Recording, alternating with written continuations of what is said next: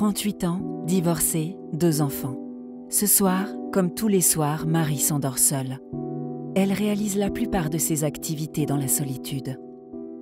Un jour, elle fait la connaissance de Franck. Il est cadre dans une entreprise internationale et divorcé, comme Marie. Les deux célibataires se trouvent de nombreux points communs. Au fil des messages, Marie se rend bien compte que Franck est fait pour elle. Tous les jours, il la couvre de compliments. Franck est souvent en déplacement. Il ne manque jamais d'écrire à Marie. Pour elle, c'est un peu comme s'il était là, à ses côtés. Les semaines passent et ils ne se quittent plus.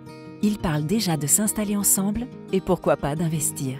L'idée de vivre dans une belle maison aux côtés de Franck plaît beaucoup à Marie. Alors lorsque Franck lui demande de l'argent pour la rejoindre, c'est tout naturellement qu'elle accepte. Pourtant, il ne viendra pas, en raison d'un problème à la douane. Leur relation bat son plein et le couple reste soudé dans les bons comme dans les mauvais moments. D'autres problèmes surviennent, comme le licenciement de Franck. Heureusement, Marie est là et n'hésite pas à aider Franck. Elle envoie encore souvent de l'argent. Les montants deviennent de plus en plus élevés. Mais lorsque Franck formule une énième requête avec la garantie une nouvelle fois de leur rencontre, Marie hésite. Et vous, vous auriez dit oui ?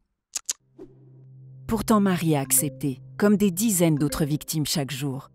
Depuis qu'elle ne lui verse plus d'argent, Franck s'est envolé.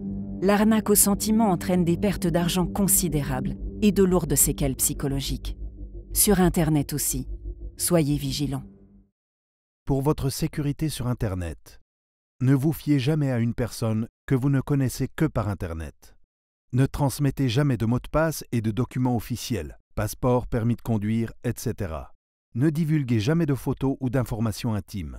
Ne versez jamais d'acompte sans être sûr de la fiabilité de votre interlocuteur.